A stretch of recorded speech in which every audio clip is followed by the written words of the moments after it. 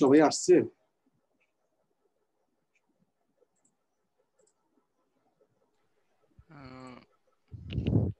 Sir আমরা শুরু করতে পারি আই গেস। ওরা একটু দেরি করতেছে হয়তো। 37, 36, আমি সহ 37।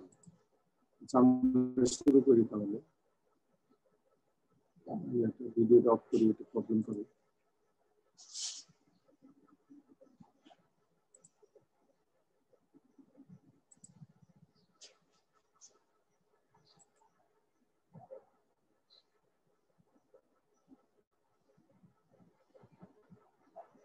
আচ্ছা, এখন দেখো আমরা এখানে যেটা করছি যে আজকে যে লেকচারটা, আজকে তো লাস্ট লেকচার এক্স-রে ডিফ্রাকশনের উপর।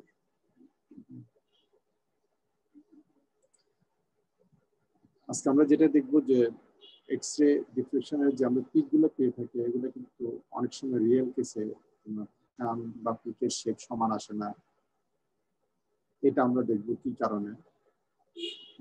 তারপর হচ্ছে যে আমরা এক্স-রে ডিফ্রাকশনের এই যে তার একটু ডিস্টোরশন হয়, ডিস্টোরশন থেকে আমরা কিছু জিনিস পেয়ে থাকি। বিশেষ করে রেসিডুয়াল স্ট্রেস আমরা মেজার করতে পারি। কোন একটা স্যাম্পলের মধ্যে যদি রেসিডুয়াল, কোনো পাউডারের মধ্যে যদি রেসিডুয়াল স্ট্রেস থেকে থাকে, কোনো সলিড স্যাম্পলের মধ্যে যদি রেসিডুয়াল স্ট্রেস থেকে থাকে, সেটা আমরা কিছুটা ক্যালকুলেট করতে পারি, এটা আমরা দেখবো। তারপর ক্রিস্টালাইন এবং অ্যামরফাস স্যাম্পলের পিকের মধ্যে কি ডিফারেন্স, আর তারপর হচ্ছে ক্রিস্টালিনিটি কিভাবে মেজার করা হয়, বিভিন্ন জিনিস তোমার টেক্সচার অ্যানালাইসিস করা হয়। এই জিনিসগুলো আমরা আলোচনা করবো না, এইখানে যতগুলো জিনিস আমরা বললাম এইগুলো একটু আমরা দেখবো খুব সংক্ষেপে। আর সিম্পল ইনস্ট্রুমেন্টেশনটা দেখবো, অর্থাৎ এক্স-রে মেশিনটা কিভাবে স্যাম্পল প্লেস করতে হয়, ডিটেক্টরটা কিভাবে মুভ করে, এবং কি কি ডিস্টরশন, অর্থাৎ তোমার সিস্টেম অ্যাবারেশন, সিস্টেমের এলোমেলো হওয়ার কারণে তুমি যে সিগন্যাল পাবা না, সেই জিনিসটা কি, তিনটা জিনিস আমরা ডিসকাস করব। অবজেক্টিভ বুঝতে পারতেছো, আর এখানে তুমি এটা ক্লাসটা শেষ করলে যেটা হচ্ছে তুমি স্পেকট্রাল যে ডিস্টরশন সেটা তুমি অ্যানালাইজ করতে পারবা। রিসিজুয়াল, এখানে একটা মেশিন রিসিজুয়াল স্ট্রেস, তারপর ক্রিস্টালিটি, এগুলো ক্যালকুলেশন করতে পারবা। তারপর তোমার এই ডিফ্লেকশন সিস্টেম অ্যাবারেশনটা তোমরা এটা এভালুয়েট করতে পারবা। এই ডিস্টরশন অফ ডিফ্লেকশন স্পেকট্রা, প্রথম যে কথাটা আসে যে প্রেফারেন্সিয়াল ওরিয়েন্টেশন। প্রেফারেন্সিয়াল ওরিয়েন্টেশন, এই কথাটাতে কি তোমরা কিছু বোঝা যায়? কেউ কি এটা এক্সপ্লেন করতে পারবা? প্রথম যেটা দেখো যে প্রেফারেন্সিয়াল ওরিয়েন্টেশন বলতে কি বোঝায়? জি স্যার, কিছুটা বোঝাতে পারবো। বলো। আমরা যখন ক্রিস্টালকে একদম পাউডার করে গুঁড়ো করে কোথাও রেখে দিই, সেখানে তো ক্রিস্টাল গুলো এলোমেলো হয়েই থাকে। কিন্তু মাঝে মাঝে এমনও তো দেখা যায় যে এক সাইডে আমরা করবো কিন্তু একটা স্যাম্পলকে পাউডার করতে পারছি না। কিছু ধরে স্ট্রেন করা ম্যাটেরিয়াল আছে, বা ধরে একটা নন ক্রিস্টালাইন ম্যাটেরিয়াল কিন্তু ক্রিস্টাল গুলো বেশ বড় বড় রক স্যাম্পল, এগুলোকে আমি গুঁড়ো না করে আস্ত করে করতে চাইছি। তো এমনও তো হতে পারে যে আমি স্যাম্পলটা যে রেখেছি, স্যাম্পল বরাবর বরাবর কোন ক্রিস্টালের ডাইরেকশন রয়ে গেছে, মানে ক্রিস্টালের গুলো র্যান্ডম অবস্থায় সাজানো নেই ওই স্যাম্পল গুলোতে, একটু ডাইরেকশনে রয়েছে। ফলে ওখানে নির্দিষ্ট একটা ডাইরেকশন নিশ্চয়ই অন্য একটা ডাইরেকশনের ইকুইভ্যালেন্ট হবে না। একটা ক্রিস্টালের পাউডারকে যখন আমরা একদম একদম পালভারাইজ করে ফেলি, তখন তার কোনো সব ডাইরেকশনই ইকুয়াল, সব ডাইরেকশন আমরা যে কোনো ক্রিস্টালোগ্রাফিক ডাইরেকশন ইকুয়ালি পেতে পারি। কিন্তু কিন্তু ওরকম যদি ক্ষেত্র হয়, সেক্ষেত্রে আমরা সকল ডাইরেকশনে গেলে একই ক্রিস্টোগ্রাফি ডাইরেকশন সবসময় পাবো না। যেমন এখানে কিছু উদাহরণ থেকে আমরা ধরতে পারি, যেমন রক স্যাম্পলের কথা তো বললাম, তারপর বিভিন্ন স্টিলকেও যখন আমরা রোল করি তখন তো ওখানে গ্রেন গুলো ফ্ল্যাট হয়ে যায়। গ্রেন গুলো ফ্ল্যাট হয়ে গেছে না, ক্রিস্টালও নিশ্চয়ই কোনো কোনো দিকে ওরিয়েন্টেড হয়ে যায়। ফলে পাউডার ডিফ্রাকশনে যে প্রত্যেকটা 2θ অ্যাঙ্গেল যে সব ক্ষেত্রে ইকুইভ্যালেন্ট মনে হবে, সেটা হবে না। ইকুইভ্যালেন্ট এই অর্থে যে ওইখানে ডাইরেকশনালিটি এটি নেই, মানে আইসোট্রপি, এখানে সেই আইসোট্রপিটা থাকবে না। এখানে আইসোট্রপি না থাকারকেই প্রিফারেন্সিয়াল ওরিয়েন্টেশন বলা হয়েছে।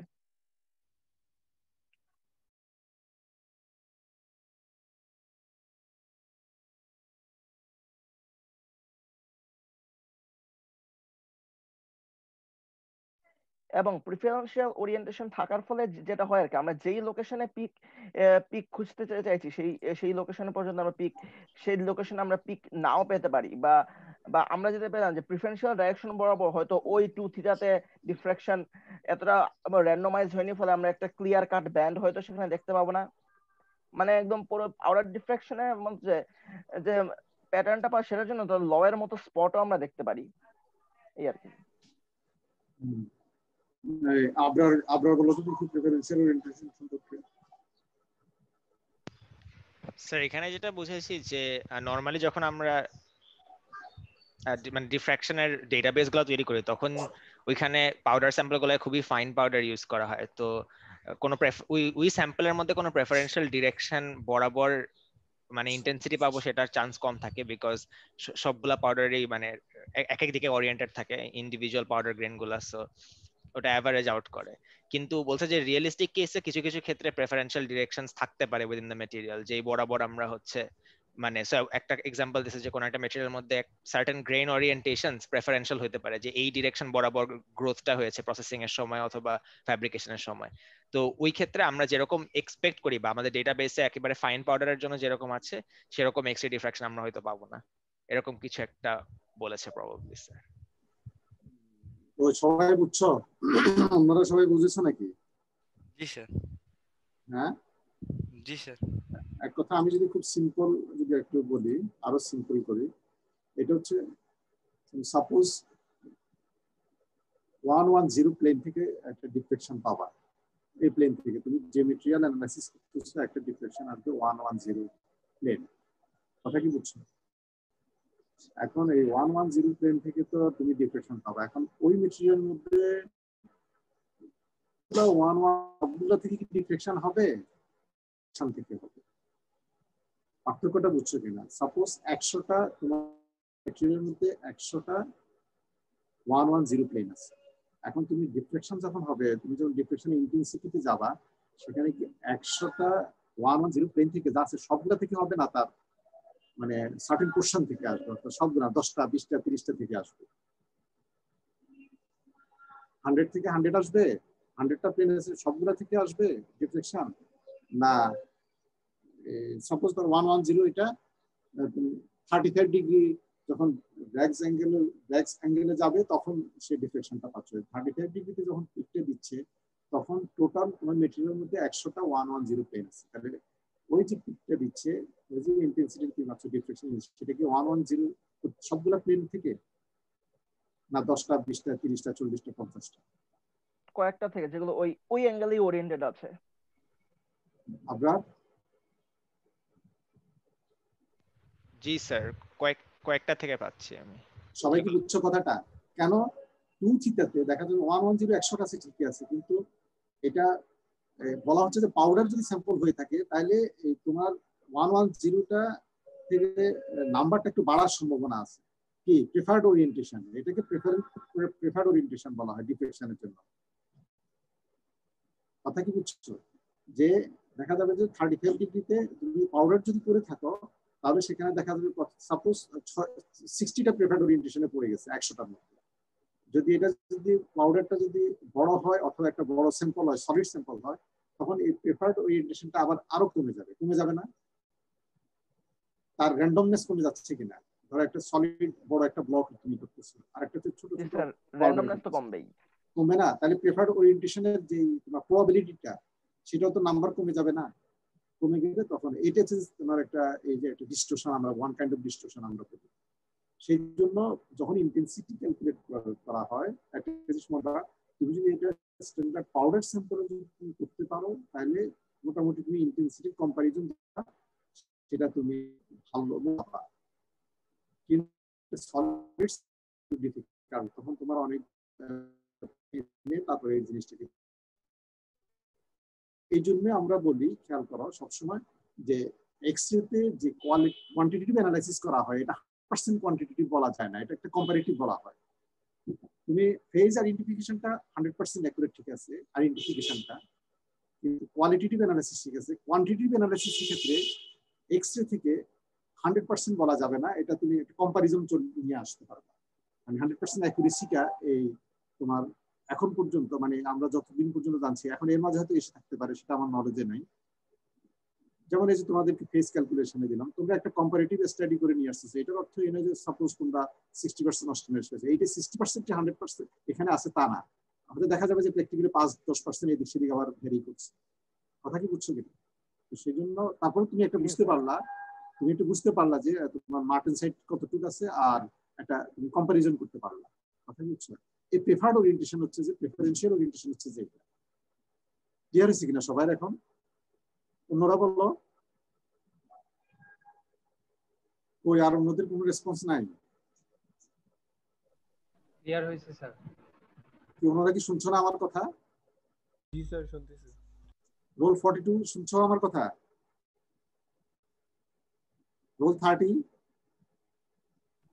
জি স্যার শুনতে পেয়েছি। তো কত, আমি যখন জিজ্ঞেস করি তখন একসাথে তোমরা সবাই বলে উঠবে তো।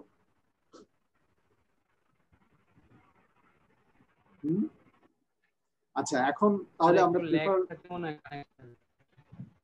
স্যার একটু কথা আটকে আসছে স্যার আমার কাছে। আমার যেটা জানার ছিল যে প্রেফারেন্সিয়াল ওরিয়েন্টেশন সম্পর্কে তোমাদের তোমরা ভালোভাবে বুঝেছো কিনা, এটা ক্লিয়ার হয়েছে কিনা? যদি হয় তাহলে আমরা এখন ক্রিস্টালাইট সাইজ সম্পর্কে যাব। এটা অলরেডি আমরা ডিসকাস করছি, তোমরা ক্যালকুলেটও করছো না? ওই যে ক্রিস্টাল সাইজ, এটা এখানে কেন হলো, কেন এখানে নিয়ে আসলাম একটু দেখানোর জন্য যে এটা হচ্ছে যে এই যে আমরা যে বলছি যে স্ট্যান্ডার্ড কেস যেটা, সেটা হচ্ছে একটা লাইন পাওয়ার কথা, কিন্তু আমরা একটা লাইন পাই না, আমরা একটা পিকের এরিয়া পাচ্ছি, একটা নিচের দিকে ওয়াইড, উপরের দিকে তোমার শার্প হয়ে যাচ্ছে। এটাও ওয়ান কাইন্ড অফ তোমার স্পেক্ট্রাল ডিস্ট্রিবিউশন। কথা কি বুঝছো? এবং এটা কেন হয় তোমরা এটা নিজেই বের করছো, তোমরা নিজেই এটা এক্সপ্লেইন করছো। তোমরা এটা দেখছো না, ওই যে ক্রিস্টালাইট এই যে টি ইকুয়েশনটা আনতে, থিকনেসের যে ইকুয়েশনটা আনতে চেয়েছিল সেখানে দেখছো, তোমরা এটা জানো। এটাও কিন্তু ওয়ান কাইন্ড অফ তোমার স্পেক্ট্রাল ডিস্ট্রিবিউশন, সেই জন্য এখানে দেখানো হলো। এটা সম্পর্কে আর বেশি কিছু না বলে এটা তোমরা জানো। এখন হচ্ছে যে residual stress.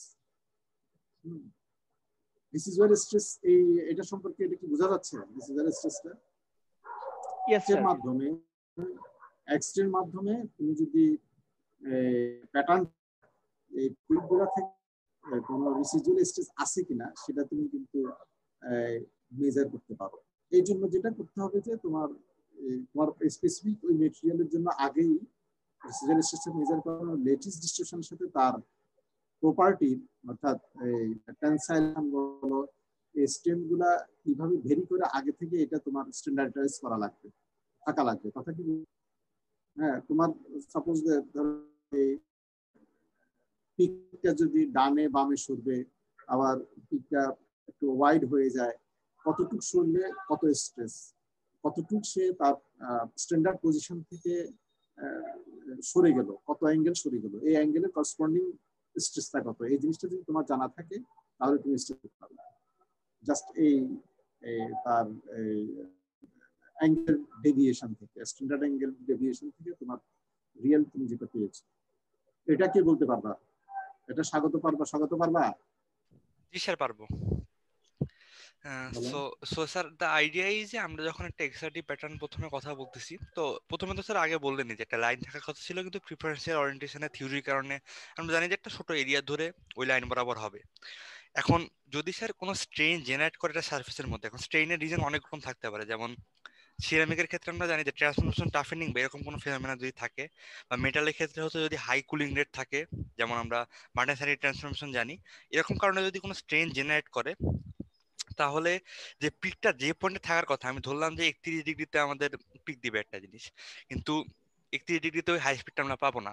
Definitely two theta থেকে লোয়ার টু থেটাতে শিফট করবে, এবং ডেফিনেটলি মানে সোজা বাংলায় বললে বাম দিকে শিফট করবে যদি কোনো নর্মাল ইউনিফর্ম স্ট্রেন থাকে। কিন্তু যদি স্ট্রেসটা ইউনিফর্ম না হয় এবং স্ট্রেনটা হচ্ছে একদম নন ইউনিফর্ম হয়, তাহলে হচ্ছে এটা অ্যাকচুয়ালি পিকটা শিফট করবে না অত বেশি, কিন্তু অ্যাকচুয়ালি অনেকটা প্লাস্টিকের মতো হয়ে যাবে, পিক ইন্টেন্সিটি কমে যাবে, পিকের এরিয়া বেড়ে যাবে, এবং ব্যাপারটা ওয়াইড হয়ে যাবে, ওয়াইড হয়ে যাবে। জি স্যার। আচ্ছা, নন ইউনিফর্ম স্ট্রেন বলতে কি বোঝাচ্ছে?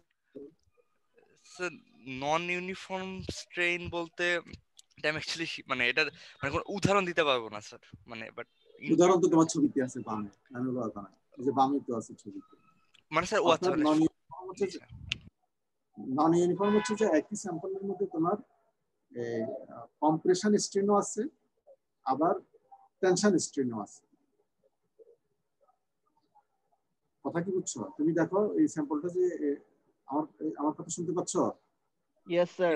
জি স্যার। হ্যাঁ, তুমি দেখো এটা একই স্যাম্পলের মধ্যে নিচের দিকে কম্প্রেশন স্ট্রেন, উপরের দিকে টেনসাইল স্ট্রেন আছে না? এইটা নন ইউনিফর্ম হয়ে গেল। যদি পুরাটাই যদি কম্প্রেশনে থাকতো, পুরাটাই যদি পিওর টেনসাইল স্ট্রেনে থাকতো, তাহলে সেটা ইউনিফর্ম। কথা কি বুঝছো? হ্যাঁ বলো। জি স্যার। সো মানে এটা যে নন ইউনিফর্ম যদি থাকে তাহলে হচ্ছে দেখা যায় যে পিকটা অনেক ওয়াইড হয়ে গেছে, কিন্তু এটাও ঠিক যে নন ইউনিফর্ম হলে যে পিকটা শিফট করতেছে ডানে বামে এটা ট্রু না। মানে পিকের যে হাইয়েস্ট পয়েন্টটা ওটা রাফ অ্যান্ড অলমোস্ট ডিফ্রাকশন লাইনেই থাকে। এবং স্যার এটা মানে কিছুটা ইনটিউশনও দেওয়া যায় যে এক্সআরডি আসলে একটা ম্যাটেরিয়ালের ক্রিস্টালিনিটি থেকে ডেটা কালেক্ট করে ওর ওরিয়েন্টেশন বলতেছে। সো যদি একটা নন ইউনিফর্ম স্ট্রেন থাকে তাহলে ওর মধ্যে যে হোমোজেনাস ক্রিস্টাল ওরিয়েন্টেশন সেটা আসলে মেনটেন হচ্ছে না টু অ্যান এক্সটেন্ট। তো এই জন্য আসলে ও অনেকটা প্লাস্টিকের মতো বিহেভিয়ার করতেছে এবং এ হচ্ছে ওয়াইড এবং অনেক মানে কম ইন্টেন্সিটি পিক দিচ্ছে। আবার এটাও ঠিক যে আর যদি ইউনিফর্ম স্ট্রেনের কথা বলি, এটা মনে হচ্ছে যে আইডেন্টিফিকেশন করা খুব কঠিন, বিকজ বামে শিফট করতেছে আমি 31 লাইন পাচ্ছি না। কিন্তু আমরা যদি কোনো রিডফাই অ্যানালাইসিস করি তাহলে আমরা দেখা যায় যে ইউনিফর্ম স্ট্রেনটা ক্যালকুলেট, মানে এটা ম্যাথমেটিক্স আছে যেটা দিয়ে আসলে ক্যালকুলেট করা যায় যে একটা ম্যাটেরিয়ালে কি পরিমাণ ইউনিফর্ম স্ট্রেন হবে। এবং এটাও ঠিক যে যদি সে 4টা পিক থাকে, মানে ধরলাম যে একটা অ্যালুমিনা 4টা পিক 4টা জায়গায় পিক দিবে, যদি ইউনিফর্ম স্ট্রেন থাকে ওই 4টা পিক কি একই পরিমাণ লেফটে শিফট করবে। তো ওই হিসাবে আসলে রিলেটিভলি বলা যায় যে এটাই অ্যালুমিনা, অন্য কিছু না। সো এটাই। আচ্ছা, এখানে এখন বলো যে কখন এটা লেফটে শিফট করবে, কখন রাইটে শিফট করবে, এটা কে বলতে পারবে? এটা কি সবসময় কি তোমার স্ট্রেন আসলে, স্ট্রেন বলতে এখানে স্ট্রেন বোঝাতে এখানে স্ট্রেস বোঝাচ্ছে, স্ট্রেস আসলে তো স্ট্রেন হয়। মানুষ নর্মালি স্ট্রেসটাকে স্ট্রেনের মাধ্যমে বোঝায়, যেহেতু বোঝানো। তো এখানে আমার বক্তব্য হলো যে এখন আমার জানার বিষয় হচ্ছে তোমাদের কাছ থেকে, সেটা হচ্ছে যে আমার অলওয়েজ কি এটা কি বাম দিকে শিফট? না স্যার, মানে ওই যে পিওর টেনসাইল স্ট্রেন হলেও কি বাম দিকে হবে, মানে কম্প্রেশন স্ট্রেন হলেও কি বাম দিকে হবে কিনা, না এটা ডান দিকেও কখনো কখনো? স্যার কম্প্রেশন স্ট্রেস হলে ডান দিকে যেতে পারে, কিন্তু স্যার আসলে ইন মাইক্রোস্ট্রাকচার কম্প্রেসিভ স্ট্রেস মানে রেসিডুয়াল কম্প্রেসিভ স্ট্রেস ইজ মানে বিট ডিফিকাল্ট টু গেট। তো এই জন্য আমরা বামে বেশি দেখি, বাট অ্যাকচুয়ালি টেনসাইল হলে না আমি শুধু আমি বলি পাওয়া না পাওয়া ডিফিকাল্ট, সেটা আমরা ডিসকাস করছি না। যদি পেয়ে থাকি, ধরো একটা কম্প্রেসিভ রেসিডুয়াল স্ট্রেস থাকলো আর টেনসাইল রেসিডুয়াল স্ট্রেস, এটার কারণে টেনসাইল স্ট্রেন হলো এবং কম্প্রেসিভ স্ট্রেন হলো। স্যার কম্প্রেসিভ হলে পিকটা ডানে শিফট করবে, আর টেনসাইল হলে পিকটা লেফটে শিফট করবে, বামে শিফট করবে।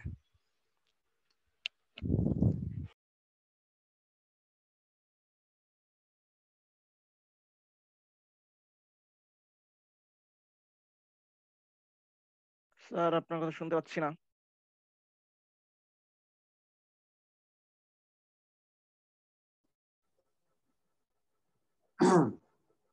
আমার কথা শুনতে পাচ্ছ? জি স্যার, এখন পাচ্ছি। এখন পাচ্ছি। হ্যাঁ স্বাগত। হ্যাঁ স্বাগত। তা আমার কথা হলো যে প্রশ্নটা হলো যে এটা কম্প্রেসিভ স্ট্রেন হোক বা কি বলে এটাকে টেনসাইল স্ট্রেন হোক, সবসময় কি এটা বাম দিকে শিফট করবে কিনা? না স্যার, মানে কম্প্রেসিভ হলে sir actually two theta higher মানে ডান দিকে শিফট করবে, আর যদি টেনসাইল হয় তাহলে এটা হায়ার কিভাবে বুঝলাম? মানে স্যার ডান দিকে শিফট করা মানে তো টু থেটা হায়ার হবে, মানে বুঝি কেন টু থিটা হায়ার কেন হবে? টি স্পেসিং কমে গেছে এই কমে জন্য। গেছে। ডি স্পেসিং কমে গেছে, এটা হচ্ছে মনে হয়। ডি স্পেসিংটা কমে গেছে, কমে গেলে টু থিটাটা তোমার বেড়ে যাবে। আবার যখন কম্প্রেশন হবে তখন তোমার ডি স্পেসিংটা তোমার বেড়ে যাবে, বেড়ে গেলে টু থিটাটা কি হবে? বেড়ে যাবে। ডি স্পেসিংটা কমে গেলে মানে রিভার্স হবে যেটা, তাহলে কম্প্রেশনের সময় কমে যাবে, কমে গেলে তোমার ডান দিকে শিফট করবে, অর্থাৎ টু থিটা বেশি পাবা। আবার টেনসাইলের ক্ষেত্রে ডি স্পেসিং বেড়ে যাবে, টু থিটাটা তুমি কম পাবা, বাম দিকে শিফট করবে। এটা আমরা রিসিজুয়াল স্ট্রেস আমরা এখানে শেষ করে দিই। এখন আসো crystalline and amorphous sample. Crystalline sample পেলে তোমরা এতদিন ধরে যে প্যাটার্নগুলো দেখে আসছো এগুলো ক্রিস্টালাইন স্যাম্পলের জন্য। আর তুমি যদি অ্যামরফাস যদি পাও, তুমি যদি একটা গ্লাস সিলিকার যদি না, সিলিকা তোমরা জানো যে অধিকাংশ ক্ষেত্রে সিলিকা হচ্ছে যে অ্যামরফাস, তুমি যদি সিলিকার করতে পাও তাহলে এরকম একটা বড় একটা পিক পাবা, এরকম যেটা শার্প কোনো পিক পাবা না, একটা সিঙ্গেল পিক পাবা, এরকম ওয়াইড একটা পিক পাবা। এটা হচ্ছে যে তোমার কি বলে ক্রিস্টালাইন এবং অ্যামরফাস স্যাম্পলের স্পেক্ট্রা এক্স-রে স্পেক্ট্রা যদি নিয়ে আসো, তুমি এখন একটা স্যাম্পল অ্যানালাইসিস করলা, তুমি জানো না এটা, তুমি জানো যে ক্রিস্টালাইন, কিন্তু দেখা গেল যে তুমি এরকম একটা পিক পেয়েছো, কোনো পিক পাও নাই, তাহলে তোমার বুঝতে হবে কি, আমার কথা তোমরা শুনতে পাচ্ছ? Yes sir.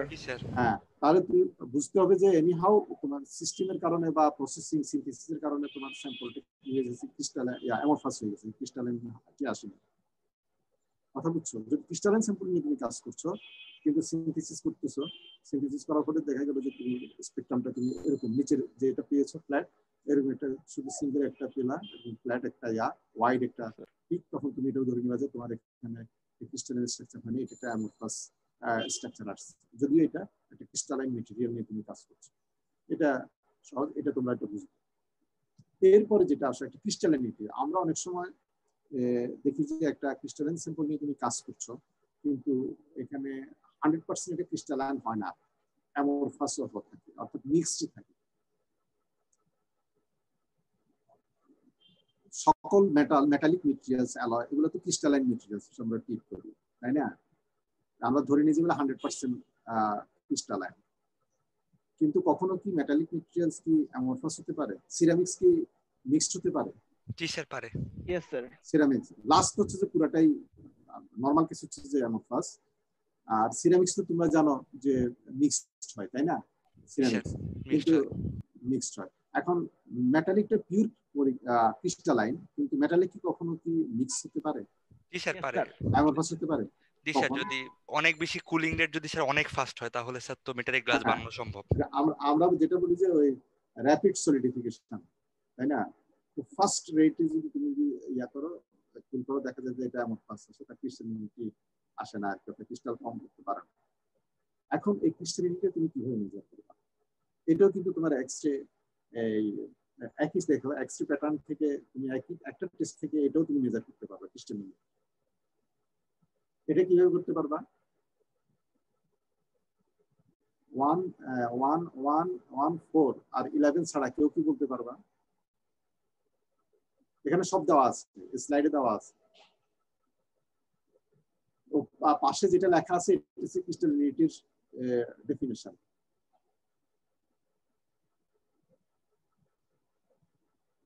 স্যার আমি পারবো স্যার। রোল 2 বলো। স্যার একটু আগে তো আমরা দেখলাম যে অ্যামরফাসের জন্য সার্টেন পিক পাওয়া যায় না, মানে অনেক ওয়াইড হয়ে যায়। তো আর ক্রিস্টালের জন্য আমরা হলো শার্প পিক পাবো মোটামুটি। সো প্রথম ছবিটাই তো দেখে, মানে উপরের ছবিটাই দেখে বোঝা যাচ্ছে যে এটা মানে ক্রিস্টালিনিটি অনেক বেশি, মানে এটা ক্রিস্টাল। আর দ্বিতীয় ছবিটায় আমি যদি কনস্ট্যান্ট ব্যাকগ্রাউন্ডটা, মানে হলো যে নীল কালার সেকশনটা যদি বাদ দেই, তাহলে আমি হোয়াইট যেই ইন্টেন্সিটি, এটার যেই এরিয়াটা পাবো, এটা হলো অ্যামরফাসের। আর ইয়েলো যেটা শার্প পিক গুলার এরিয়া যেটা, হ্যাঁ ইয়েলোটা হলো অ্যামরফাসের, আর শার্প গুলার এরিয়া হবে আমার ক্রিস্টালে। সো এই এরিয়া ক্যালকুলেট করে যদি আমি ওই যে ক্রিস্টালিনিটির যেটা ফর্মুলা দেওয়া আছে, যে ক্রিস্টালিনিটি হলো যে ক্রিস্টালাইন পিক্সের area divided by total area crystalline plus amorphous, তাহলে আমি ক্রিস্টালিনিটিটা পাবো এই ধরনের ছবি থেকে, যখন আমার মিক্সচার থাকবে ক্রিস্টাল এবং অ্যামরফাস। তোমরা সবাই বুঝতে পারছো? এটাই ও যেটা বললো সেটা, মানে এটা তুমি এখন তো এগুলো অনেক সফটওয়্যার বের হয়ে গেছে, এটা তুমি হাতে করতে হবে না। এখানে একটা ক্রুশিয়াল পয়েন্ট হচ্ছে যে তোমার যখন প্যাটার্নটা আসবে তখন তোমার বেজ লাইনটা ঠিক করা। যেমন এখানে দেখো, এখানে যে বেজ লাইনটা আনলো সেটা কিন্তু তোমার ব্যাকগ্রাউন্ডটাকে, অর্থাৎ তার অ্যামরফাস পোরশনটাকে এটা কিন্তু মাইনাস করছে। যে ডটেড লাইন যেটা, এটা হচ্ছে বেজ লাইন। এই বেজ লাইনের সাথে এরিয়া ক্যালকুলেট করছে। দেখো এই পর্যন্ত হয়তো তোমার কাছে মনে হতে পারে যে এটা তো টাচ করে নাই, কিন্তু এটা এরিয়াতে কেন আনলো? এটা যদি এই পিকটা না থাকতো তাহলে হয়তো এটা টাচ করতো, অথবা এই পিকটা যদি একটু এত ওয়াইড না হতো তাহলে এটা টাচ করতো। তার মানে এখানে এটারও পার্ট আসতেছে, এটারও পার্ট আসতেছে। যাই হোক, এইটা হচ্ছে নেট এরিয়া যেগুলো তুমি ক্রিস্টালাইন পিকের জন্য পেয়েছো, এটা একটা গেল। এখানে আরো ক্লিয়ারলি বোঝানোর জন্য এখানে যেটা বলতেছে যে তুমি এই যে তিনটে পিক পেয়েছো, এই পিকের এরিয়া তুমি ইন্টেন্সিটি মেজার করলা, আর এই নিচে ইয়েলো যেটা, এটার একটা বেজ লাইন তুমি ঠিক করলা। এটা এক্সপার্টাইজের উপর নির্ভর করবে। এটার জন্য তুমি এখানে ঠিক করবা, না আরো নিচে যাবা, না আরো উপরে যাবা, এরা তোমার এক্সরে কাজ করতে করতে এক্সপার্ট যখন তুমি এক্সপার্টাইজ মানে যখন আসবে তখন তুমি এটা বুঝতে পারবে কোথায় তুমি এটার জন্যই এটার স্কিলনেস প্রয়োজন। কথা বলছো এই প্রতিটা আমাদের যে বাইরে যেটা আমরা দেখা গেছে যে কিছু এক্সট্রা আমরা অনেকে করতে পারি, এটা এটা খুব বেশি ডিফিকাল্ট না, খুব ইজি। কিছু কিছু ইকুইপমেন্ট আছে যে এগুলোর জন্য ধরো এগুলার পিছিয়ে অ্যানালাইসিস করার জন্য দেখা গেল যে একজন পোস্টডক জব হিসেবে এটা রেখে দিচ্ছে। সেই তুমি স্যাম্পল দিলা, স্যাম্পল দিলে সে টেস্ট করবে, টেস্ট করে সে অ্যানালাইসিস করে দিবে। সে যদি অ্যানালাইসিস করে না করে তুমি বুঝতে পারবা, তোমার রেজাল্টটা তুমি এলোমেলো পাবা। এই যে ধরো সিস্টেম এভালুয়েশন বলা হয় যে পিক ডিস্ট্রিবিউশন হচ্ছে, এটাকে আমরা দেখবো কিছু কিছু যেমন এক্সপিএস আমরা দেখবো এটা। তারপরে যে তোমার পিক গুলো পুরাটাই শিফট করে যাচ্ছে, তাহলে তুমি যদি ওইটা নিয়ে কাজ করতে থাকো তখন দেখা যাবে যে কিছুই তোমার হচ্ছে না। তো এটাকে আবার এই পিক সবগুলা পিককে স্ট্যান্ডার্ড পিকের সাথে কম্পেয়ার করে আবার ধরে নিয়ে এসে বসাইতে পারে। তো এই জিনিসগুলো পুরোপুরি এক্সপার্টাইজের উপর নির্ভর করে, কিন্তু সেটা বড় কথা না, তোমাদের এই জিনিসগুলো জানা থাকবে, মানে জানা থাকলে যেটা ভালো, তুমি বুঝতে পারবে যে এখানে কি হচ্ছে। তাহলে তুমি এখান থেকে যেটা হলো স্লাইড থেকে আমরা যেটা বললাম, তুমি যদি একটা মিক্সড স্ট্রাকচার যদি থাকে অর্থাৎ ক্রিস্টালাইন এবং অ্যামরফাসের যদি মিক্সড একটা ইয়া থাকে কোন একটা স্যাম্পলের মধ্যে কতটুকু ক্রিস্টালাইন স্ট্রাকচার আছে সেটা তুমি এক্স-রে ডিফ্রাকশন দিয়ে করতে পারো। কিভাবে করতে পারো এখানে তোমরা এটা দেখলাম। আর এগুলো ইউটিউবে এখন আমাদের সঙ্গে ছিল না, তোমাদের একটা বড় অ্যাডভান্টেজ হচ্ছে সবকিছু তোমরা এই টিউটোরিয়াল হিসেবে ছোট ছোট ক্লিপস হিসেবে ইউটিউবে প্রচুর দেওয়া আছে। তো যদি না বুঝো কোনো কিছু ওখানে ঢুকলে আর 15-20 মিনিট সময় দিলে দেখবে যে পুরো ক্লিয়ার হয়ে যাচ্ছে, বুঝছো? এরপর আমরা ইনস্ট্রুমেন্টেশন সম্পর্কে একটু ডিসকাস করি। ইনস্ট্রুমেন্টেশনটা আমরা একটু দেখে একটু সময় পেলে ওই যে ওই দিন যে ভিডিওটা দেখানো হলো ইনস্ট্রুমেন্টেশন কোশ্চেনটা আমি দেখাইনি, আগে একটু বলে নিই। তো ওখান থেকে এটা কি কেউ বলতে পারবা 1, 2, 4 এবং 11 ছাড়া প্রথম ফিগারটা?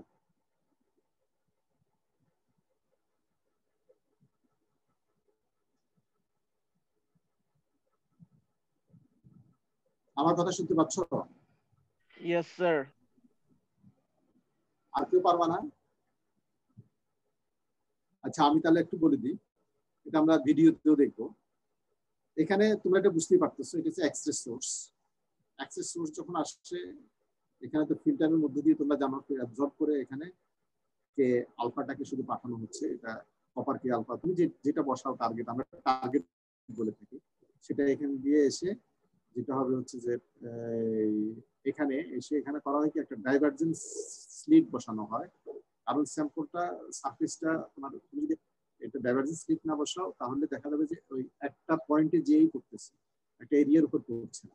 এরিয়ার উপর পড়ার জন্য তখন এটাকে স্লাইটলি একটু ডাইভারজেন্স করে দিয়ে ওই এক্সরে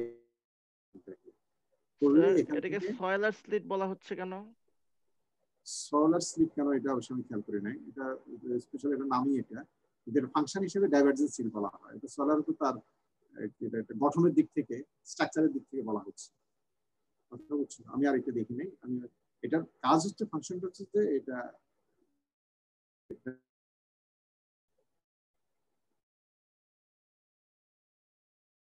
জি স্যার কথা শুনতে পাচ্ছি না আপনার।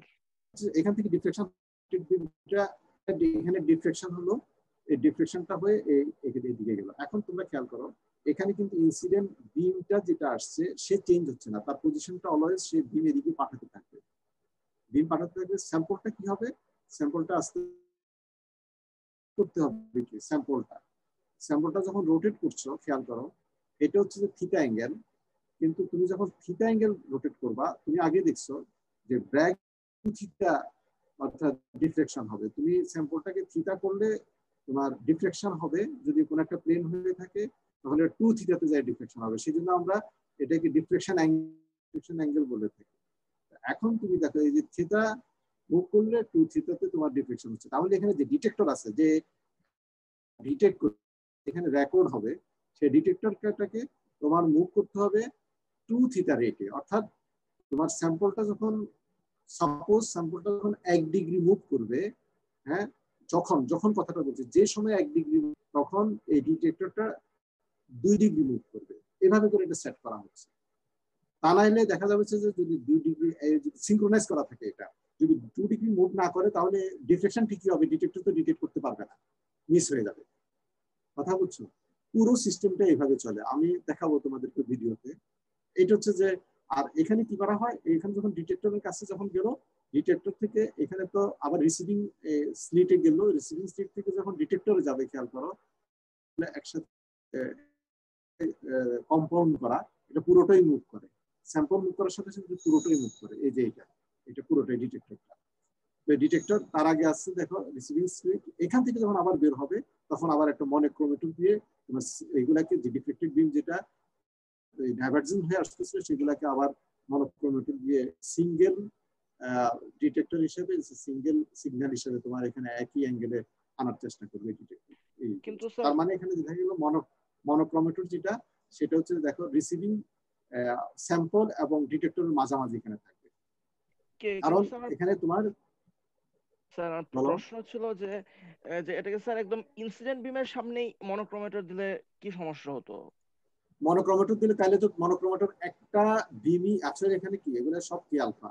এই কি আলফাটাকে খেয়াল করো, এগুলো এটাও কি আলফা, এটাও কি আলফা, এটা কি আলফা। এটাকে তুমি যদি একটা পয়েন্টে যদি পাঠাও, সে একটা পয়েন্টের এরিয়াতেই পড়বে, পুরো স্যাম্পলটাকে কভার করবে না। তুমি চাচ্ছ যে অনেকগুলা বিম তোমার, কারণ হচ্ছে যে তুমি আগেই আমরা বলছি যে এখানে ডিফ্লেকশন হয়। স্যার মনোক্রোমেটর মানে কথা শোনো, শেষ করি আমি। আমরা আগে বলছি যে যা ডিফ্লেকশন হবে তার 1 থেকে 2% আসবে। ইন্টেন্সিটি বাড়ার জন্য তুমি অধিক পরিমাণে ইন্টেন্সিটি পাওয়ার জন্য, যাতে তোমার এটা ডিফ্লেকশন পিক হিসেবে পেতে পারো, ব্যাকগ্রাউন্ডের সাথে মিলে না যায়, তখন অনেকগুলা এই এরিয়া থেকে তুমি নেওয়ার জন্য, অনেকগুলা প্লেন থেকে ডিফ্লেকশন করার জন্য এখানে এটাকে ডাইভার্স করে দেওয়া। তুমি যদি একটা পাঠাও তাহলে সেখানে কয়টা প্লেন পাবে, একটা স্পট থেকে অনেক কম পাবে, সেখান থেকে ডিফ্লেকশন হলে অনেক ইন্টেন্সিটি পাবে, দেখা যাবে যে তোমার পিক আসলে হচ্ছে না, ডিফ্লেকশন হচ্ছে, তুমি পিক দেখতে পাচ্ছ না। স্যার ডাইভারশন তো বুঝলাম, ডিফ্লেকশন পিক আসছে না। স্যার আমি তো ডাইভারশন তো বুঝলাম, কিন্তু মনোক্রোমেটর মানে তো স্যার একটা ওয়েভ লেংথ রাখা, এখানে প্রত্যেকটা ওয়েভ লেংথ একই বুঝলাম, কিন্তু মানে এখন মনোক্রোমেটর মানে ডিফ্লেকশন স্যার এখানে কি হচ্ছে, শোনো এখানে তারপর হচ্ছে ডিটেক্টরে যখন যাচ্ছে, তোমার যখন এটা ডাইভার্জেন্ট হয়ে যখন একটা রেঞ্জে যাচ্ছে, এখানে খেয়াল করো, সেই রেঞ্জে যদি তুমি ডিটেক্ট করো, তাহলে তুমি যখন এটা তোমার পিকে, সেটা ওই আগে যেটা পিকটা তোমার ছড়ায় যাবে এবং হোয়াইট পিক পাবা, কিন্তু ইন্টেন্সিটি তোমার কমে আসবে। এখন একই জিনিসকে তুমি যখন এটা মনোক্রোমেটরকে কনভার্স করে ফেলবা, ডাইভার্জেন্সের উল্টাটা কনভার্স করে ফেলবা, তাহলে দেখা যাবে যে তুমি যে 2 θ অ্যাঙ্গেলের যে ওই যে বি উইডথ যেটা তুমি, এই কারণে এখানে মনোক্রোমেটরটা ব্যবহার করছি, আমি যতটুকু বুঝেছি। হ্যাঁ বলো স্যার, কিন্তু আমরা যত জানি যে মনোক্রোমেটর মানে জাস্ট একটা ওয়েভ লেংথ রাখা, আর ডাইভারজেন্স কনভার্জেন্স মানে ছড়িয়ে দেওয়া বা নিয়ে আসা।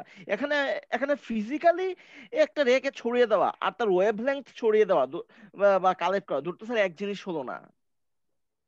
নাইলে আর এর বেশি কিছু আমি জানি না, তুমি একটু করে নিও, ঠিক আছে? আমি যেটুকু বুঝছি আমি এটুকু বলছি, বুঝছো কিনা? আমার কথা কি বুঝছো?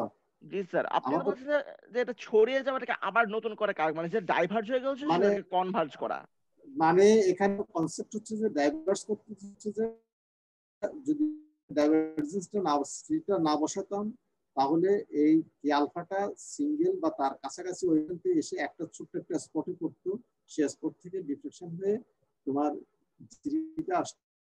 পরিমাণটা কম হতো, কারণ কম ছড়িয়ে দেওয়ার ব্যাপারটা বুঝলাম, মানে অ্যাঙ্গুলার ডাইভারজেন্স বুঝলাম স্যার। এখন আচ্ছা, এটা যেটা হচ্ছে আমি যেটুকু বুঝতেছি যে এখানে যখন যাবে, এখানে কিন্তু যদিও এখানে তোমাকে দেখাচ্ছে এখানে ছড়িয়ে গেল, কিন্তু এখানে যদিও তোমাকে দেখাচ্ছে যে এটা কনভার্জেন্স হয়েছে অটো, কিন্তু এটা আসলে অটো কনভার্জেন্স হচ্ছে না। এখানে ডাইভার্জেন্স, এখানে যেরকম ডাইভার্জেন্স করার স্লিট আছে, এখানে কিন্তু কনভার্স করার স্লিট নাই, খেয়াল করো। স্যার সেটা তো বুঝলাম, মানে স্যার ফিজিক্যালি কিভাবে কনভার্স ডাইভার্স করে স্যার বুঝলাম, কিন্তু স্যার আমার জাস্ট কথা বুঝছো, কিন্তু এরপরে ধরো চিন্তা করো এই প্যারালাল জিনিসগুলাই তোমার এখানে পড়ার পর এই কাজ হচ্ছে যে সে তোমার মনোক্রোমেটর যে কাজ হচ্ছে যে তোমার এরকম প্যারালাল প্লেন যখন প্যারালাল কোনো বিম আসবে, প্যারালাল কিছু আসবে, সেটাকে সিঙ্গেল বিমে কনভার্ট করতে। এখানে যদিও তোমার শোনো আমি বলি, এটা তো পরে তুমি এটা বোঝার চেষ্টা করিও, আমি যেটুকু বুঝছি সেটুকু বলি, তাহলে লাগাইতে পারবো না। হ্যাঁ জানি না এখানে এটা কনভার্স হয়ে যাচ্ছে দেখাচ্ছে না, আসলে কিন্তু এটা কনভার্স রিয়েল প্যারালাল থাকবে, এটা কনভার্স থাকবে না, কারণ এখানে কনভার্স করার কিছু নাই। এই কনভার্জেন্সটা এখানে রিসিভিং স্লিট করে এই ইয়াগুলাকে মনোক্রোমেটরের উপর পাঠিয়ে দিচ্ছে। মনোক্রোমেটরের কাজই হচ্ছে যে সবকিছুতে মনোক্রোমেটর একটা ডিভাইস থাকে, যে তার কাজ হচ্ছে যে সে মাল্টিপল বিমকে একটা সিঙ্গেল বিমে কনভার্ট করবে, অর্থাৎ মাল্টিপল এখানে ডিফেক্টিভ বিম একটা তখন বেড়ে যাবে, পিকগুলো হাইট বেড়ে যাবে, এবং তার যে টু থিটা অ্যাঙ্গেল যেটা বলো যে ওই যে উইড যেটা আমরা মিন করতেছি, এটা ডিফ্লেকশন অ্যাঙ্গেল না, উইড যেটা বোঝায় তোমার এটা ফিজিক্যাল উইডথ না কিন্তু অ্যাঙ্গুলার, হ্যাঁ angular width exact sharpness concept মূলত হচ্ছে মানে আমি আমরা আগাই ওই পয়েন্টটাই।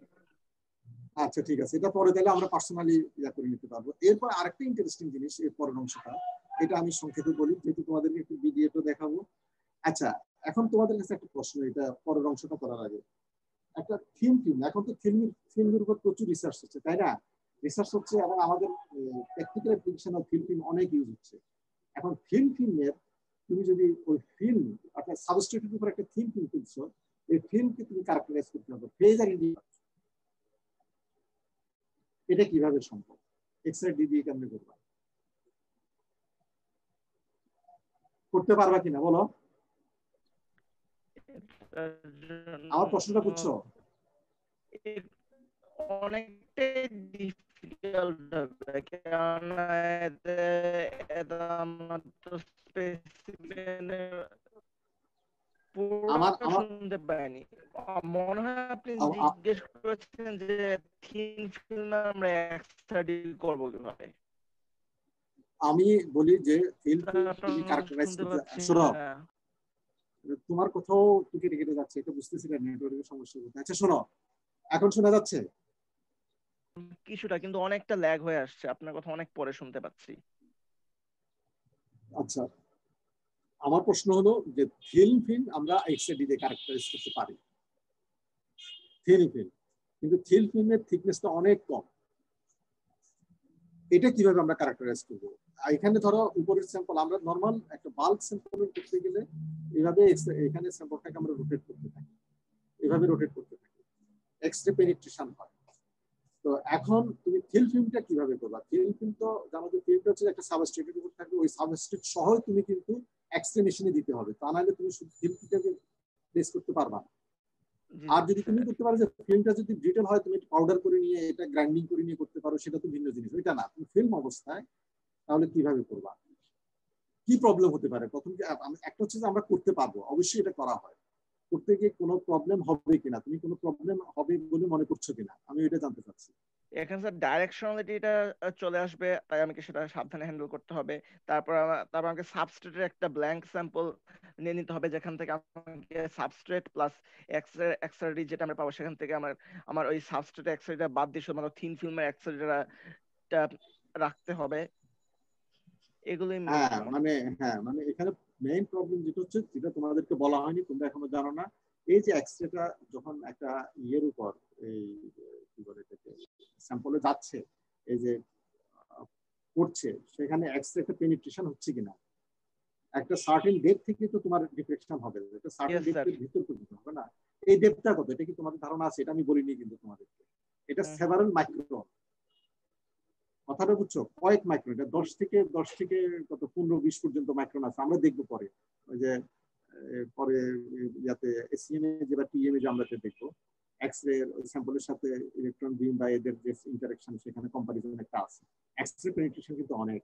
এখন চ্যালেঞ্জ হচ্ছে ফিল্ম করতে গেলে তুমি যদি এই বাল্ক স্যাম্পলের মতো এরকম করে রোটেট করে যদি করতে থাকো, তাহলে দেখা যাবে যে তোমার ফিল্মটা অনেক thin as compare to substrate, দেখা যাবে যে পেনিট্রেশনটা অনেক বেশি হচ্ছে স্যাম্পল থেকে, দেখা যাবে যে তোমার স্যাম্পল থেকে যে পিক আসতেছে তার মধ্যে তোমার ব্যাকগ্রাউন্ড হিসেবে ফিল্মের পিক গুলো পড়ে যাবে। কথা কি বুঝছো? ফিল্মটা ধরো এটা 1 মাইক্রন অথবা সার্টেন কি বলে এটা ন্যানোমিটার স্কেলে, সে তুলনায় তোমার পেনিট্রেশন 10, 12, 15 মাইক্রনের তোমার পেনিট্রেশনটা হচ্ছে, ওখান থেকে তোমার এক্সরে ডিফ্লেকশন হচ্ছে। তার মানে আলটিমেটলি তুমি এই প্রসেসে গেলে তুমি এটা পারবা না, কারণ ব্যাকগ্রাউন্ডের পিক এখানে তখন চলে আসবে, সাবস্ট্রেটের পিকই তুমি শুধু পাবা। তখন সেই ক্ষেত্রে কি করা হয়, এই থিন ফিল্মের ক্ষেত্রে একটা কথা বলা হয় যে এটা বলা হয়েছে তোমার লো অ্যাঙ্গেল ডিফ্লেকশন বলা হয়ে থাকে। তোমরা নাম শুনছো কিনা জানি না যারা জি করছো, স্যার। লো অ্যাঙ্গেল ডিফ্লেকশন শুনছো? লো অ্যাঙ্গেল ডিফ্লেকশন এটা জি স্যার, কি করা প্রথম হয় দিন দেখো। ক্লাসেই তো জিজ্ঞেস করেছিলাম স্যার। হ্যাঁ সেটাই বলছিলাম, আমি পরে বলবো। এখানে আমি বলতেছিলাম এখানে দেখো লো অ্যাঙ্গেল ডিফ্লেকশনে যেটা করা হয় সেটা হচ্ছে যে এক্স রে বিমটা এভাবে রাখা হয়, এটা হচ্ছে ইনসিডেন্ট বিম। এটা এখানে যেটা করা হয় যে ডাইভার্জিং করা হয় না, এখানে একটা সিঙ্গেল পয়েন্টে ফেলা হয়। এই জন্য যেটা হচ্ছে যে মনোক্রোমেটিক যেটা সেটা কিন্তু এখানে বসানো হয়, এই তোমার সোর্স আর স্যাম্পলের মধ্যে একটা সিঙ্গেল বিম ফেলা হয় এবং স্যাম্পলটা ফিক্স থাকে এবং স্যাম্পল আর বিমের যে অ্যাঙ্গেল, এই অ্যাঙ্গেলটা লেস দেন 1 ডিগ্রি রাখা হয়, এই জন্য লো অ্যাঙ্গেল বলা হয়।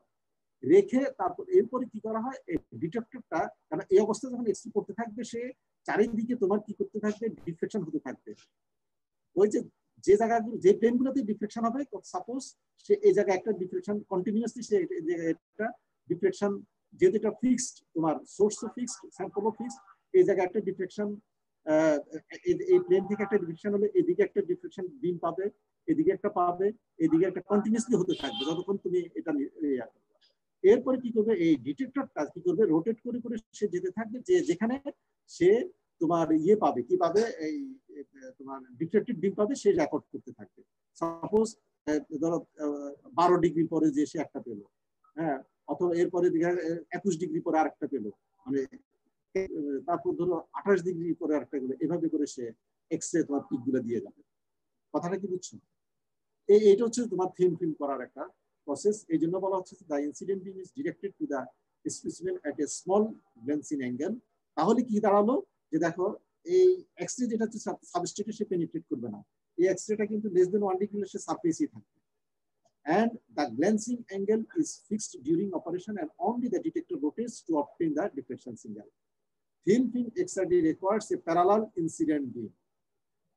এখানে কি বলা হয়, তুমি যখন লেস দেন 1 ডিগ্রি দিবা, এখান থেকে যখন আসবে সে কিন্তু অনেকগুলো প্যারালাল তোমার এই বিম তার ইয়াতে, লেস দেন 1 ডিগ্রি মানে অলমোস্ট প্যারালাল তোমার ইনসিডেন্ট বিমের সাথে। Not a divergent beam, a monochromator is placed in the optical path between the X-ray tube and the specimen. আমি যে কথা বললাম, এই X-ray tube হচ্ছে এটা, X-ray tube এবং স্পেসিমেনের মাঝামাঝি, not between the specimen detector. এটা জাস্ট তোমাদেরকে একটা ডেফিনেশন জানানো হলো। তুমি যখন লো অ্যাঙ্গেল ডিফ্লেকশনটা কি এখন তুমি থিঙ্কিং কিভাবে করতে হয় এই জিনিসটা তুমি এখন জানবে। এটা যখন তোমার জানা থাকলো, যখন তুমি এটা প্র্যাকটিক্যালি করতে যাবে, তখন তোমার কাছে জিনিসটা ব্যাকগ্রাউন্ড প্রিন্সিপালটা জানা থাকলো, বাকি যেটা বাকি তো সব তো তুমি তো অ্যানালাইসিসটা একই রকম হবে। তুমি স্পেক্ট্রা যখন পেয়ে যাবা, থিঙ্কিংয়ের জন্য যেটা হবে আর তোমার বাল্ক ইয়ার জন্য যা হবে তাই একই। কথা বুঝছো? এরপরে যেটা আসতেছে সিস্টেম এভালুয়েশন, এটা তোমরা একটু দেখে নিও। এটা হচ্ছে যে বিভিন্ন ধরনের এরর হতে পারে in ideal condition and X-ray beam focuses on a specimen and the intensity of diffraction from the specimen is detected accurately at the 2θ angle, যেটা অনেক সময় এটা হয় না। এখানে axial diversion error কথা বলা হচ্ছে, flat specimen error বলা হচ্ছে, specimen transparency error, এই কিছু এরর আমি জাস্ট দেখালাম। এটা তোমরা এই এররগুলো অ্যাকচুয়ালি কি কি করে স্যার, বা এটা কালিটি বলতে বিস্তারিত বলা আছে, সেখান থেকে তোমরা একটু ডেফিনিশনটা পড়ে নিবা। কথাটা বুঝছো? এক এক এরর মানে ধরো এক্সিয়াল ডাইভারশন এরর কাকে বলে, তার জন্য কি হয়। যেমন এক্সিয়াল ডাইভারশন এরর যেটা হচ্ছে, সেটার জন্য তোমার এই যে সার্কেল যেটা আছে না, এই দেখো এখানে এই সার্কেলটা নষ্ট হয়ে যায়, দেখা যাচ্ছে ডিটেক্টর আর এই মধ্যে যে প্লেসমেন্ট যেটা সেটা ঠিক থাকে না। আর একটা হচ্ছে ফ্ল্যাট স্পেসিমেন এরর, অর্থাৎ এই ইনসিডেন্ট বিমের জন্য স্পেসিমেনের যে ফ্ল্যাট এরিয়া যেখানে থাকা দরকার, এই ফ্ল্যাটনেস যদি না থাকে, তখন দেখা যায় তোমার এই ডিফ্লেকশন বিমটা তুমি যেভাবে চাচ্ছ এখানে ওইভাবে আসবে না। তারপর স্পেসিমেন ট্রান্সপারেন্সি এরর, এগুলো তোমরা কালিটি বইতে দেওয়া আছে, এখানে অনেক ডিটেল দেওয়া আছে, সেটা দরকার নেই, জাস্ট ডেফিনেশনটা শিখবা, শিখে এরর গুলোর সাথে একটু পরিচিত হবা। এই আমি এখন তোমাদেরকে চলে যাচ্ছি যে একটু ভিডিওটা আমি দেখাই, এটা একটু সুবিধা হবে তোমাদের।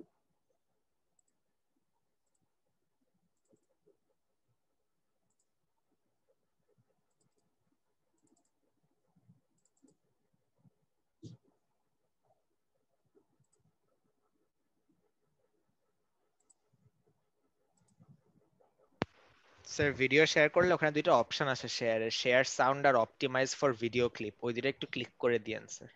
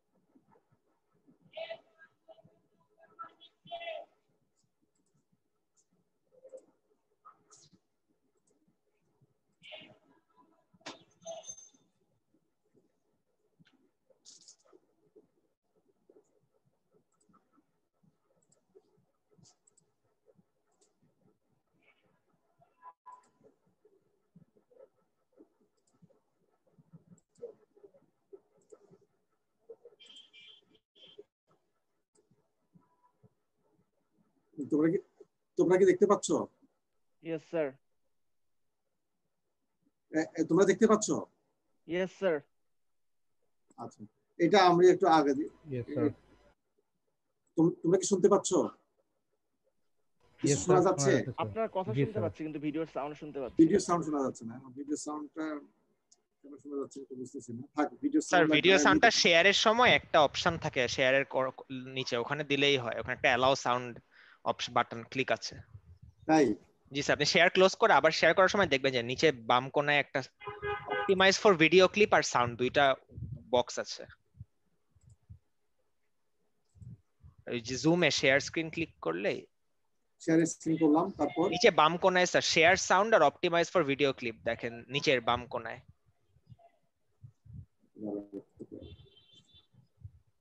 ওই সাদা যে ইটা আসে ওইটার নিচে স্যার বাম কোণায় শেয়ার দেওয়ার পরে।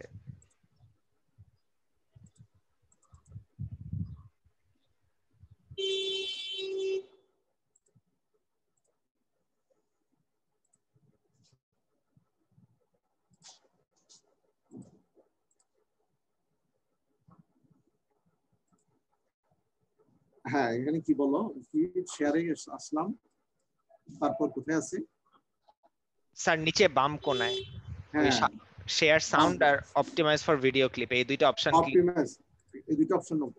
আচ্ছা, জি sir.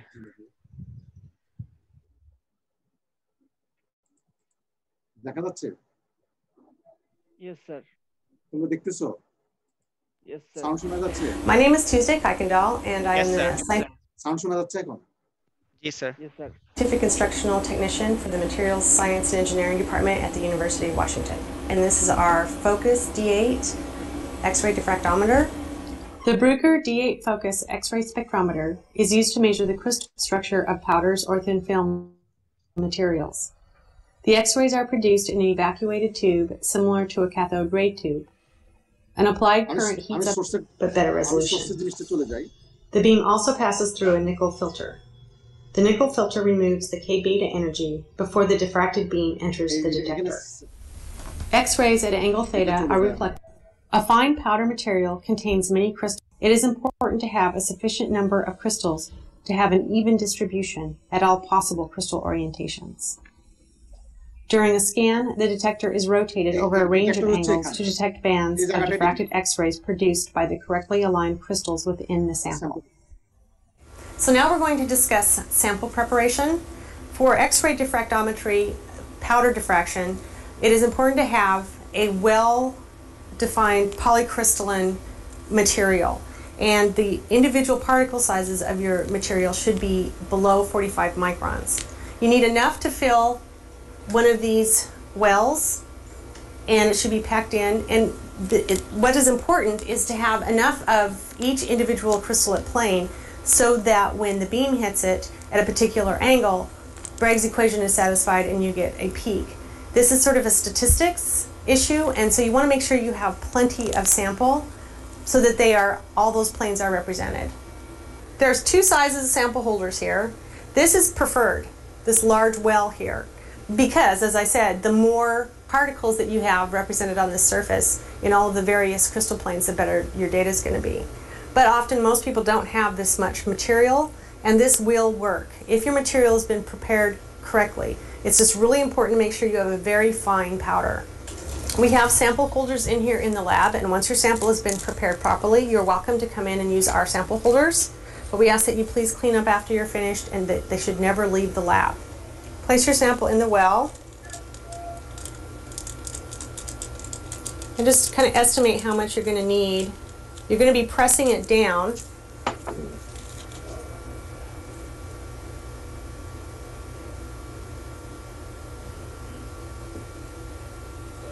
And you want to make sure that it's filling the well, but it's still flat with the surface of the sample holder. And you just gently scrape off whatever comes out of the well.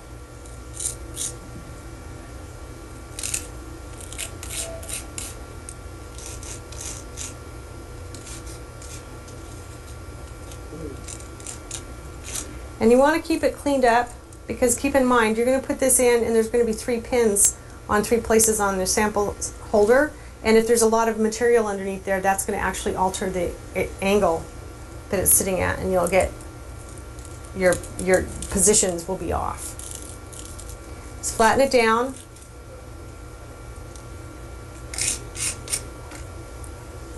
And that's ready to go.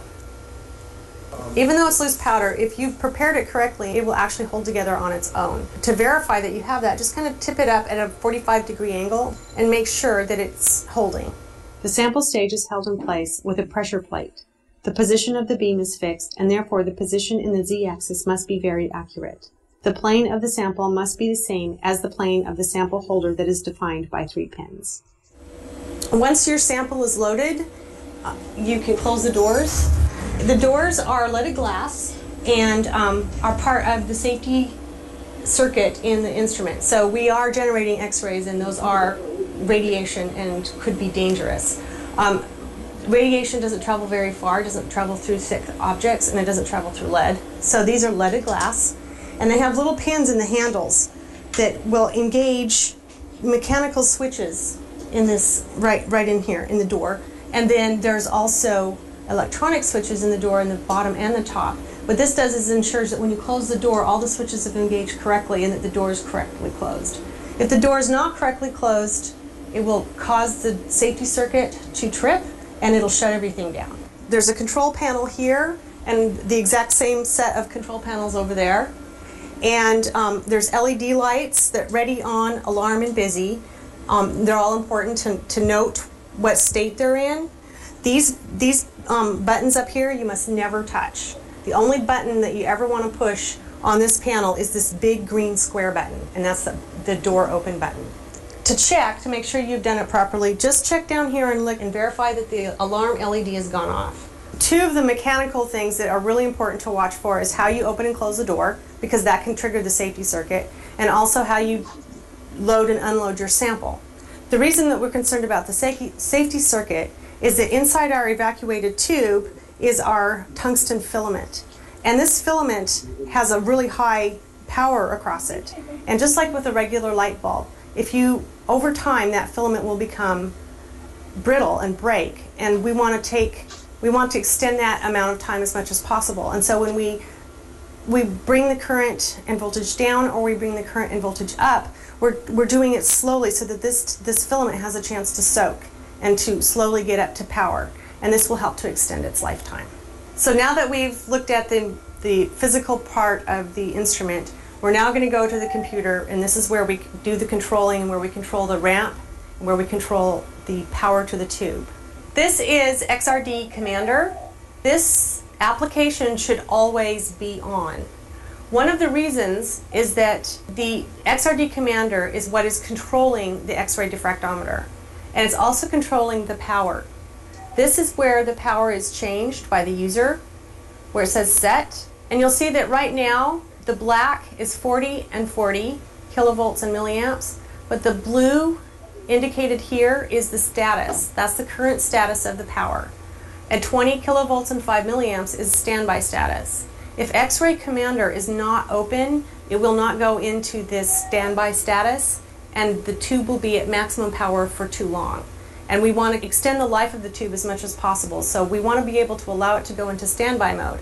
It will do this automatically after 30 minutes of non-use. When you do want to begin, you want to ramp your power up to 40 and 40 kilovolts. It's important not to just hit set right here. You want to ramp it up slowly. So what you want to do is input the values first. And so we're going to ramp the kilovolts up by 10 kilovolts first, leaving the current the same, and then we're going to ramp up the current. So we're going to put in 30 kilovolts and 5 milliamps, and then press the set button. Now we want to wait approximately 30 seconds to a minute between each step to give it time to soak at that power. All right, so it's been about 30 seconds, so I'm going to go ahead and go to 40 kilovolts and 5 milliamps. All right, so it's been about 30 seconds. And I'm going to go ahead and ramp this up to 20. So now let's go ahead up to 30 milliamps. We can run a scan in this window very easily. We just put in the start value, and the x-axis here refers to the position of the detector, and we call it tooth theta. The start button here, this is set already at 25 2 theta, and the stop is at 85 2 theta.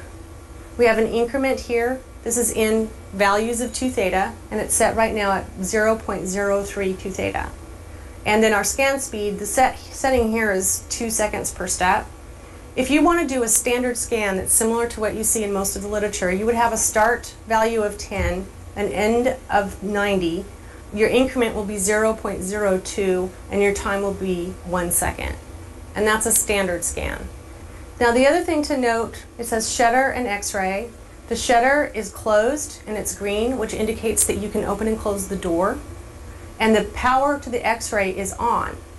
There are buttons here, open, close, on and off, that you do not want to select. If you start to select these manually, there can be problems with the timing in the computer. It's set up to do this automatically.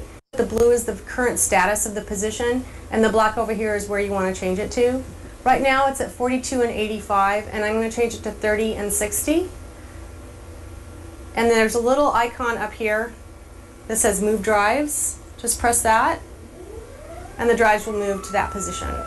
This is not necessary to do to run your scan. When you hit the start button, it's just going to go to wherever value you have in here. But it is convenient to be able to move the detector and the sample exchanger if it's at a weird angle to start with. So if I run a scan from this window, I can get a perfectly good scan. I can run the standard, or I can do a quick scan, whatever I want. However, this data will not automatically be saved. In order to automatically save data, I need to set up a parameters file and then create our job. Go to the tab, and you can either select the menu and create jobs. That is sample ID, and your raw file is the file where your data will be saved. It doesn't happen if you do it from the jobs tab. The way to set up a parameters file is in a separate application, and the link to it is on the toolbar down here, and it's called XRD Wizard. Generator voltage and current is what you want. Your scan type is locked coupled and continuous data. Your steps are going to take, and that's an important thing to know when you're reserving your time for the instrument. See what one of those looks like. And so this is a very quick scan. I've got it from 15 to 55, and my step size is 0.5. For purposes of demonstration, that's perfectly fine. If I wanted to do any analysis, though, that would be unreasonable. Most analysis software need a number of data points. 0.2 is preferred. So once you've filled all this in, you can just save it as your name, and it'll automatically into is that the parameter file's power is, so if I'm at 20 and 5 times up, it's loaded intensity.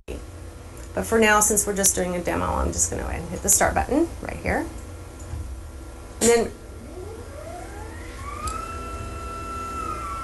the sample ID now is changed to demonstration. It's loaded, automatically loaded my start and stop and increment values, and it's running the scan. And it moved the stage and the detector automatically, so everything is being done automatically. We can see there's a number of peaks already. This is Illumina, which is a NIST standard. This, right now, it's just drawing lines. If I right-click in here and select dots, I can actually see the data points. And hopefully you can see right away that this would not be something that would be recognized in analysis software. There's only one data point here. And you really want a minimum of at least 3 on its way up and it's on its way down. So that click indicates that it's finished. Back to dots. The shutter is now open, closed, which means you can open the door, and the power is still on, and it's still at 40 and 40. It is not necessary to ramp the power down. We want it to go into standby and you've finished your scan. We also have a 3.5-inch floppy and CD, if whatever. আমরা এখানে এটা শেষ করি।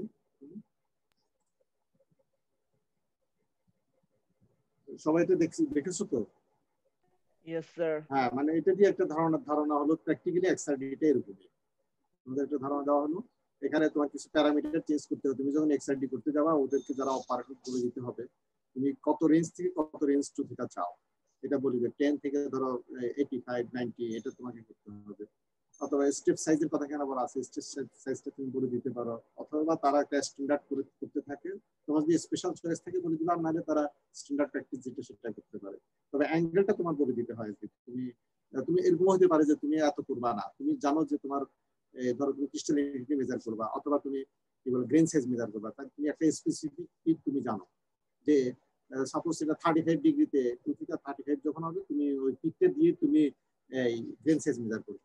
তাহলে কি দাঁড়াবে যে তুমি তাদেরকে বলবা যে 35 আমার বেশি দরকার নেই, আমার এই রেঞ্জের মধ্যে, কথা 32 থেকে আমি 38 পর্যন্ত এই রেঞ্জে আমাকে তুমি ইয়ে করে দাও, এক্সআরডি করে দাও। তখন শুধু ওই করবে, শুধু একটা স্পেসিফিক পিক আসবে, সেটা দিয়ে তুমি গ্রেন সাইজ মেজার করলা। বিভিন্ন পারপাসে এই জিনিসগুলো তুমি তখন প্লে করতে পারবা, এই প্যারামিটারগুলো। তখন নরমালি অপারেটর তোমাকে জিজ্ঞাসা করবে, একটা হচ্ছে যে সে অ্যাজ ইউজুয়াল তাদের স্ট্যান্ডার্ড প্র্যাকটিস করবে বলে যে আমরা স্ট্যান্ডার্ড প্র্যাকটিসের প্যারামিটার সেট করে দিব কিনা, আর যদি তোমার যদি স্পেসিফিক কোনো রিকোয়ারমেন্টস থাকে তখন তুমি বলবা, সেই হিসাবে তোমাকে টেস্টগুলো করে দিব। তো ঠিক আছে, আমি শেষ করি, তাহলে আমাদের সময় গেছে। আর শোনো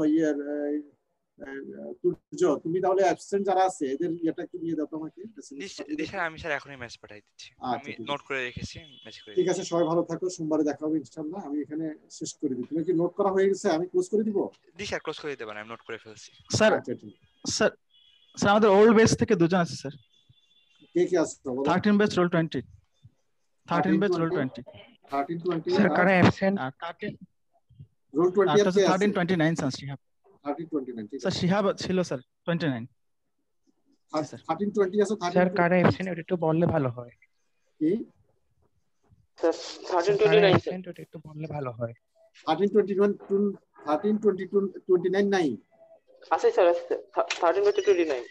হ্যাঁ, আর 13 বেসে 20 আছে তো? জি স্যার আছে স্যার। আচ্ছা, এই দুইজন, আচ্ছা ঠিক আছে স্যার। রোল 18 স্যার, আমার নেট চলে গেছিল মাত্র, আবার কানেক্ট হইছে, কে তোমার কোন ব্যাচে? Roll 18 sir, 16 batch 16 batch 16 batch. তুমি 16 ব্যাচ? জি স্যার, জি স্যার, 16 ব্যাচের তুর্যের সাথে কথা বলো। জি স্যার, জি স্যার, জি স্যার, ওটা স্যার এখন কাউন্ট করে নিচ্ছি স্যার। আচ্ছা ঠিক আছে, ঠিক আছে, আচ্ছা, আসসালামু আলাইকুম। 17